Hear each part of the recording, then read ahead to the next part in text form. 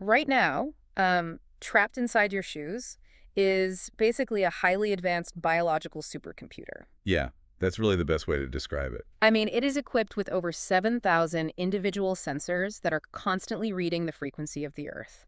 And it features this integrated shock absorption system that recycles up to 90% of your physical energy with every single step. It's an incredible piece of machinery.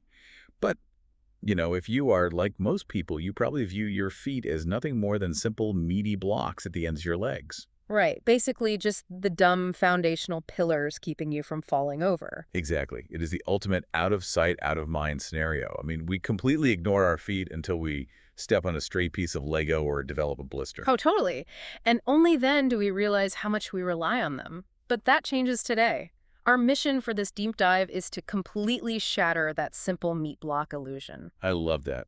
And we have some incredible data to back it up. We really do. We are pulling from an amazingly detailed anatomical and biomechanical source text compiled by Dr. Christophe Delong alongside the biomechanics research team at Kinexa. Yeah, the Kinexa data is truly staggering when you look at the hidden mechanics. Every time you take a casual stroll, there is an entire symphony of micro-adjustments happening. Right, structural deformations and neurological feedback loops all happening in fractions of a second. Okay, let's unpack this. Sounds good.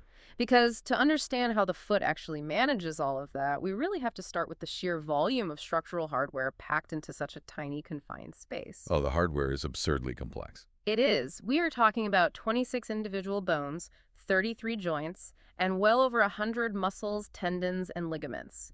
Which immediately makes me wonder, why? Right. Why not keep it simple? Exactly. Why do we need 26 bones down there? I mean, horses get by with basically one giant toe. Why didn't evolution just give us a solid, unified lever to push off of? Well, because a solid lever is useless on uneven terrain. A horse's hoof is great for galloping across flat plains, but our human ancestors had to navigate rocks, branches, uneven slopes, and shifting sand. So we needed something adaptable. Exactly. We needed a structure that could instantly adapt to any shape underneath it, but then freeze into a rigid lever a split second later to push us forward.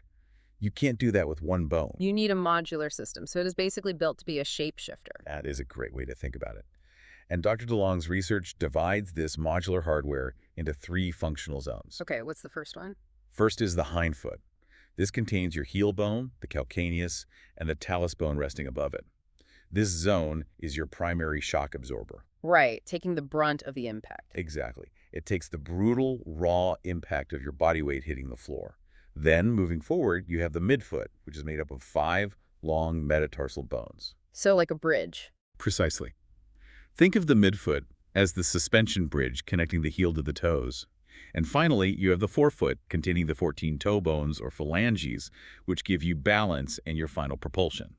But 26 bones just resting on each other would completely collapse without tension. Oh, absolutely. They just crumble. And that is where the muscles come in. The Kinexa text points out something I've found super fascinating. The muscles controlling your foot aren't even entirely located in your foot. Right, it's a remote control system in some ways. Yeah. You have extrinsic muscles whose engines are located all the way up in your calf, sending these long tendon cables down past the ankle.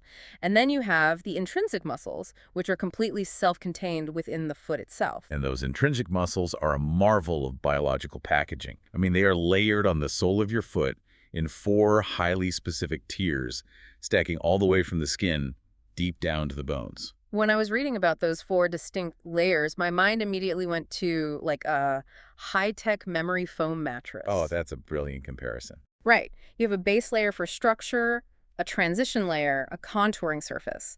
But unlike a static mattress, these 4 muscle layers have to actively contract, relax, and brace themselves every millisecond. Which takes a massive amount of coordination. Exactly. How on earth does the brain coordinate 100 different moving parts without us consciously having to think, flex the left arch, stabilize the heel, grip with the third toe? If I had to manually control that, I would trip over my own shadow. You absolutely would. We all would. And that brings us to the motor control hierarchy in the research. The beauty of this system is that your conscious brain is barely even involved. Wait, really? Yeah. The cortex of your brain only makes the executive decision. You think, I'm going to walk to the kitchen. That intention takes about 150 to 200 milliseconds to formulate. Okay, and then what? After that, your brain just delegates the actual mechanics to the spinal cord. We have these neural networks in our spine called central pattern generators. So the spine is basically running a background app for walking. Exactly. It's an automatic looping algorithm. Your brain says go, and the spinal cord takes over all the micromanagement.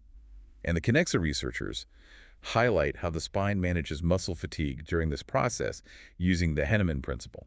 How does that work in practice?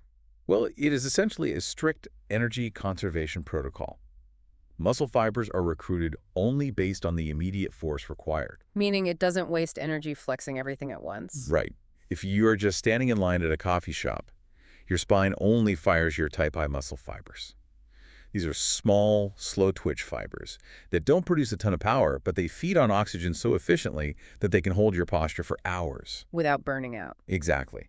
Then, as you start walking, the system smoothly ramps up, bringing your faster type I fibers online. So the system basically keeps the heavy artillery in reserve. Exactly. The massive explosive type I fibers, the ones that can contract in 10 milliseconds and generate enormous force, are completely dormant most of the time. They just sit offline. Yep. They sit offline until the exact moment you need to, say, sprint across the street to avoid traffic. Yeah. By never over-recruiting, your foot muscles conserve massive amounts of energy. Speaking of heavy artillery, we have to talk about the undisputed star of this anatomical hardware. I'm talking about the Achilles tendon. Oh, the Achilles is incredible. I knew it was important, obviously, but reading the sheer physics of it in Dr. Delong's research was mind-blowing. It's the thickest, strongest tendon in the human body, fusing the major calf muscles to the heel. Right. But the dimensions are wild. It's about 15 centimeters long, but only 6 to 7 millimeters thick. It is essentially the thickness of a standard pencil. Yeah. But the mechanical load it can handle is what's truly astonishing. Under extreme dynamic stress, the Achilles tendon can support up to 450 kilograms of tension. Wait, almost half a ton. Almost half a ton. Suspended on a biological cable the thickness of a pencil. That is just terrifying and amazing. When you think about the physics of jumping or landing from a height, it suddenly makes sense why it needs to be that strong. Oh, absolutely. But this leads us to a massive problem. You can have the most robust hardware in the world, the 26 bones, the 4 layers of dynamic memory foam muscles, the half-ton Achilles cable, but if that system is flying blind, it is going to destroy itself. Well, yeah. A structural pillar doesn't need to know where it is. A foot absolutely does. And that is where the supercomputer aspect comes in. The foot is actively sweeping the ground for data. The sole of your foot contains roughly 7,000 individual nerve endings. It is basically a biological touchscreen reading the earth. It really is. Here's where it gets really interesting, because the Kinexa text breaks down exactly how we feel the ground. We have 4 distinct types of sensory receptors in the skin. Right, and they act like highly specialized seismographs. Like earthquake detectors. Yeah, exactly. Take the Meissner corpuscles, for example. They're densely packed under your toes and tuned to detect low-frequency vibrations around 10 to 50 hertz and light textures. Okay, so they feel the really fine details. Exactly. Physically, they're like tiny fluid-filled capsules. When you walk barefoot on sand versus wet grass, the different textures microscopically deform your skin. Oh, I see. And that squishes the fluid. Yes, that deformation squishes the fluid inside the Meissner corpuscle, which triggers an electrical impulse straight to your brain. That is how you instantly know the texture of the ground. But what about sudden hazards? Like, if I step on a sharp rock, I need to know before my full body weight comes down and pierces my foot. Right, and that is the job of the Pacini corpuscles, which are located much deeper in the skin. They are your high-speed motion detectors. Tuned to higher frequencies, I'm guessing? Yep, around 200 to 300 hertz. If you step on a pebble, the sudden sharp change in pressure creates a high-frequency ripple in the tissue. And they catch that ripple. Instantly. The Pacini corpuscles catch that ripple and fire an alarm to your brain in milliseconds, allowing you to intuitively shift your weight away from the rock before you even consciously register the pain. It is basically an automatic hazard avoidance system. And on top of that, you also have Merkel discs, which map the static pressure and shape of the ground. Right. But the Ruffini endings really stood out to me. They detect the physical stretching of your skin. So if you are walking on a muddy hill and your foot starts to slide sideways, the skin on the bottom of your foot pulls tight. Exactly. The Ruffini endings feel that stretch and instantly tell your brain, hey, we are losing traction. Adjust the center of gravity. It is a constant high-definition stream of telemetry data. But the sensory software isn't limited to the skin, right? The muscles and tendons are heavily wired, too. Oh, heavily wired. You have proprioceptors. These are internal sensors that tell your brain the exact position of your foot in space, no eyes required. Muscle spindles constantly measure how fast a muscle is stretching, ensuring it doesn't overextend. And then there is the Golgi tendon organ. I really want to spend a second here because the mechanism is just genius. It sits right at the junction where the muscle weaves into the tendon. Yeah, what's fascinating here is the protective role of the Golgi tendon organ. It is the ultimate biological circuit breaker. Because its entire job is to measure raw physical tension. Exactly. Let's say you jump off a high wall and land awkwardly.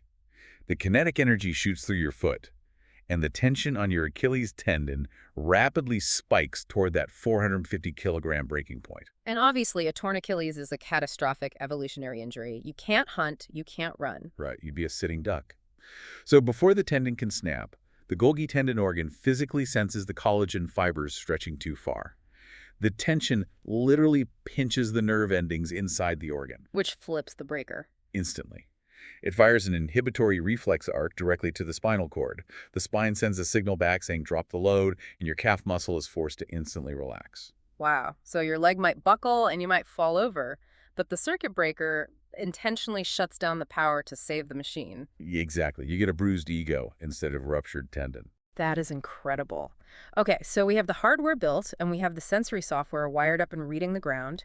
Now we need to look at what happens when this entire integrated system goes into motion. Right, the biomechanics. Because walking is essentially a process of controlled falling. And according to Dr. Delong's research, it is one of the most energetically efficient biomechanical processes in nature. It really is. Yeah. And they break the walking cycle down into 3 distinct phases called the 3 rockers. The 3 rockers? Yeah, the mechanics of the 3 rockers explain exactly how we recycle our own energy. It begins with the first rocker, which is heel strike. As your leg swings forward and your heel hits the earth, you're concentrating roughly 80 to 120% of your total body weight onto an area of just 2 or 3 square centimeters. That is a massive hammer blow to the skeleton. How does the heel bone not just shatter? Well, because of a highly specialized fat pad situated directly beneath the calcaneus. And this isn't normal body fat. It's structural. Yes. It is organized into tight, honeycomb-like chambers surrounded by tough connective tissue. When your heel strikes, that pad violently compresses, flattening out by up to 40 or 50% of its thickness in a fraction of a second. So it absorbs the shock waves so your bone doesn't have to? Exactly. So the heel strikes, the shock is absorbed. Then we enter the second rocker, which is foot flat, and this is where the foot proves it's a shapeshifter. Right. The foot has to adapt to whatever terrain you just stepped on. To do this, it rolls slightly inward in a movement called physiological pronation.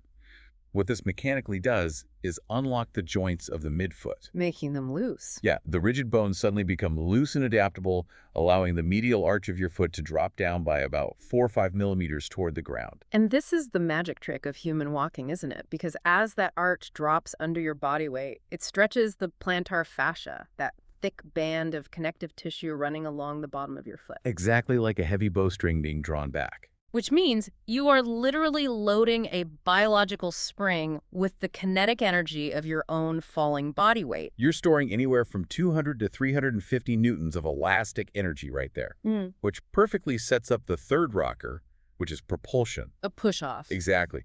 Your center of gravity moves forward, your heel lifts off the ground, and the whole system shifts gears. The joints that just unlocked to absorb the shock suddenly lock back into a rigid lever. And the calf muscles fire. Right, pulling on the Achilles tendon, which takes on 6 to 8 times your body weight and acts as a secondary spring launching you forward. So what does this all mean? The numbers on the energy return are what make this a true bioengineering marvel. The efficiency is off the charts. Yeah, the plantar fascia bowstring snaps back, returning about 78 to 82% of the energy it just absorbed. And the Achilles tendon returns up to 85 to 90% of its stored elastic energy. The kinetic energy of your fall is captured, stored as elastic tension, and fired back out to push you into the next step. That energy recycling is why humans can walk for miles without exhaustion. We are riding our own momentum. Now, I have to push back here. If this system is such a perfectly evolved spring mechanism, why is the modern world so plagued with foot pain? Why is there a multi-billion-dollar industry for custom orthotics and arch supports? If it works so well, why do so many feet fail?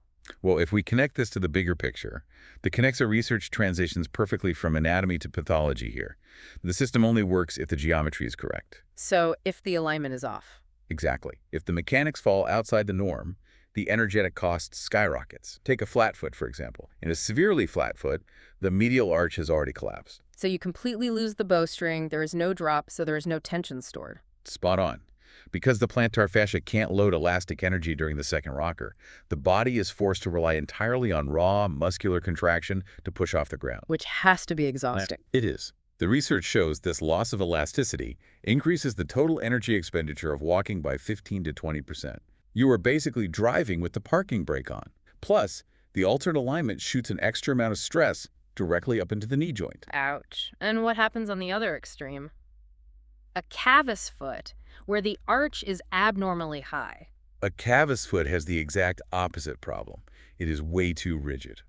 During the foot flat phase, a high arched foot refuses to unlock and drop. So it won't compress. Right.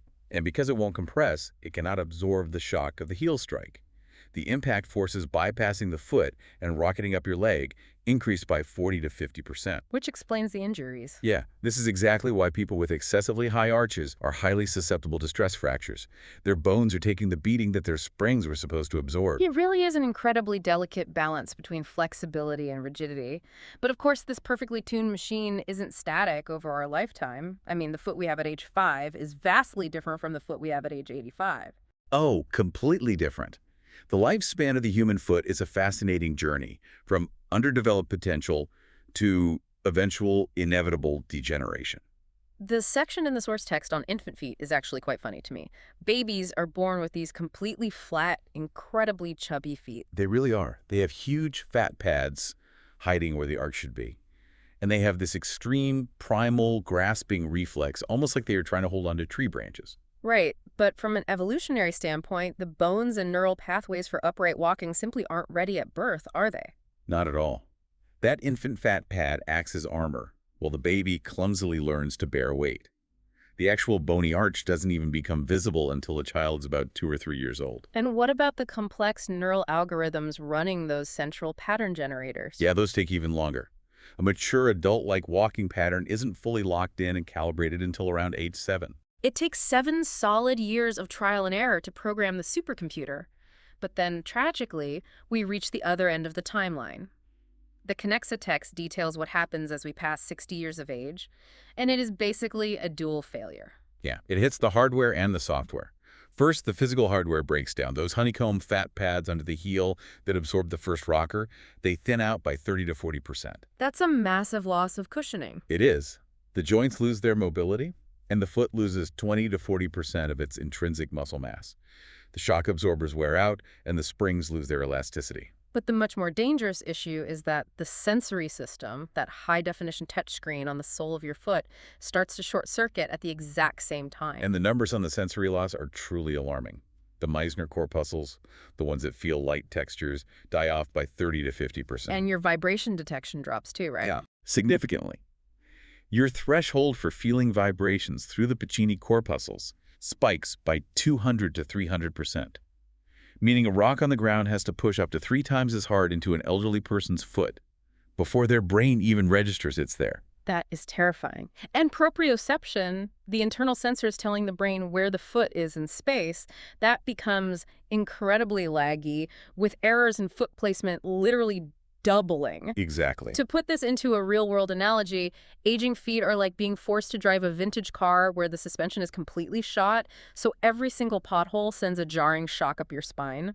But to make matters worse, the windshield is totally fogged up, so you can't even see the potholes coming. That is a perfect analogy. Yeah. And this dual loss of mechanical spring and sensory feedback is the exact reason why elderly people adopt a slower, shuffling, short stride walk. They aren't just doing that because their muscles are weak. No, they're doing it because their brain is receiving fuzzy, delayed data from the ground. They're terrified of slipping because they quite literally can't feel the floor. Precisely. The brain knows the hardware can't absorb a hard impact or rapidly catch a sudden fall, so it instinctively keeps both feet closer to the ground, expanding the base of support. But despite these compensations, the delayed sensory feedback is the primary biological reason while the risk of a catastrophic fall multiplies by 3 to 5 times in old age. It really puts into perspective how vital those 7,000 nerve endings are to our independence. When the touchscreen fades, our ability to interact with the physical world shrinks. Which is why understanding the mechanics of the foot isn't just an anatomy lesson. It's the key to maintaining mobility throughout our entire lives. Absolutely. So, as we wrap up this deep dive into the Kinexa research, let's look at the big picture. Your foot is not just a meat block keeping you upright. No, not even close. It is a 26-bone, shape-shifting modular lever. It is wired with thousands of specialized seismographs acting as an advanced supercomputer capable of shutting down its own half-ton cables to prevent injury. And it operates a biological spring system that captures the gravity of your fall and recycles 90% of that energy to launch you into your next step. It is, without a doubt, one of the most sophisticated, self-regulating pieces of biological machinery on the planet. The next time you take a walk, try leaving your headphones at home for just a few minutes. Pay attention to what is happening inside your shoes. Yeah, feel the subtle unlocking of your arch, the stretch of your plantar fascia, and the sheer volume of high-definition sensory data your body is processing in milliseconds just to keep you moving forward. Once you understand the hidden physics, an ordinary stroll down the street feels like a minor miracle. It really does. And I want to leave you, the listener, with a final provocative thought to mull over. We have just explored how millions of years of evolution have perfectly designed the human foot to read the frequency of the earth and utilize the ground to spring us forward, using thousands of highly sensitive receptors. If that is true, what are we doing to our bodies by trapping our feet inside thick, rigid, overly cushioned modern shoes from the time we are toddlers all the way into old age? By padding every step, are we effectively blinding our body's most sensitive touchscreens? That's definitely something to think about the next time you lace up. It sure is. Thanks for joining us on this deep dive.